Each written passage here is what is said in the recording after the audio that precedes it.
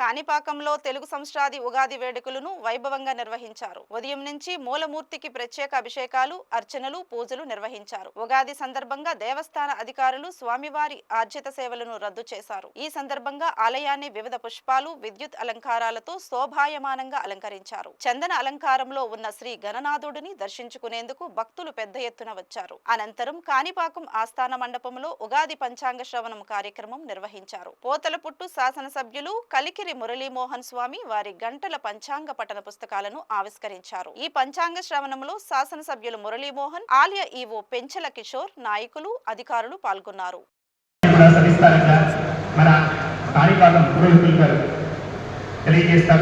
ముందుగా పంచాంగము అని ఎందుకు అంటాము అంటే పంచ అంగములు అంటే 5 భాగాలు కలిగినది కాబట్టి దీన్ని పంచాంగము అంటారు.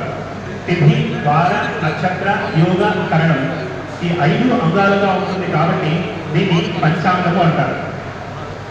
ఈ పంచాంగము ఉగాది రోజు ఎందుకు పారాయణం చేస్తాము, ఎందుకు శ్రవణం చేస్తాము? అసలు ఉగాది అంటే ఏంటి అంటే యుగ ఆది, యుగము ప్రారంభమైనటువంటి రోజు కాబట్టి దీన్ని ఉగాది అంటారు. అంటే సృష్టి ప్రారంభమైనటువంటి రోజు కాబట్టి దీన్ని ఉగాది అని అంటారు.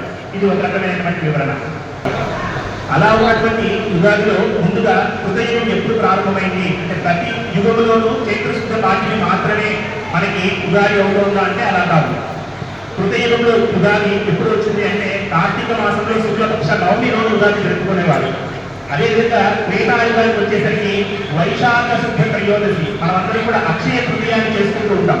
విశేషంగా ఆడవాళ్ళకి బాగా విశేషంగా గురించి తెలుసు. నగల గురించి నగలు తీసుకోవాలి, బంగారు తీసుకోవాలి అనే ఆలోచన చేస్తూ ఉంటారు. ఆ రోజున ఉగాది జరుపుకునేవారు. ఎప్పుడు అంటే రాముడి యొక్క కాలంలో. తర్వాత ద్వాపర యుగానికి వచ్చేసరికి ఉగాది ఎప్పుడు వచ్చిందంటే మాఘ బహుళ త్రయోదశి రోజు ఉగాది జరుపుకునేవారు. మరి కలియుగంలో ఉగాది ఎప్పుడు వచ్చింది అంటే భాద్రపద మాసంలో బహుళ పక్షంలో త్రయోదశి రోజు.